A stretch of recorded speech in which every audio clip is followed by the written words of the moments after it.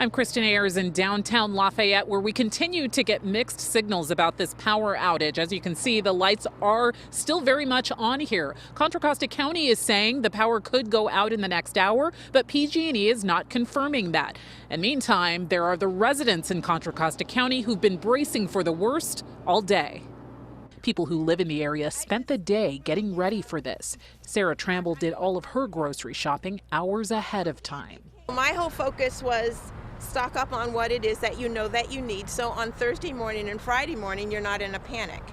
There was a run on ice that left freezers empty at the Safeways in Orinda, Moraga, and Lafayette. Tramble, a clothing designer who works from home, says PG&E's moving target timeline for the shutoffs in Alameda and Contra Costa counties actually helped her finish a client's wedding gown. They didn't close it off at 8 a.m. as they thought. They didn't close it off at 12 noon, so I finished the project at 2:30 and I was on time.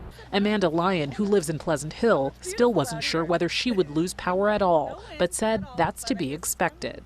I mean, it's the weather. They can't really predict it that well, right? So I figure they're doing the best they can do. But she hopes the shutoffs will not become the new normal. I mean, obviously the preference would be that PG&E would be able to inspect the power lines often enough that we don't have to shut them down when it gets really windy. But if the choices are to shut them down or to potentially start a fire, I would rather they shut them down.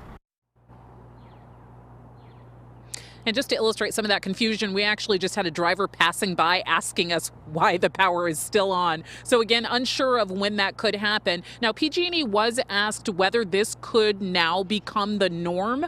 Their answer was that it is a possibility.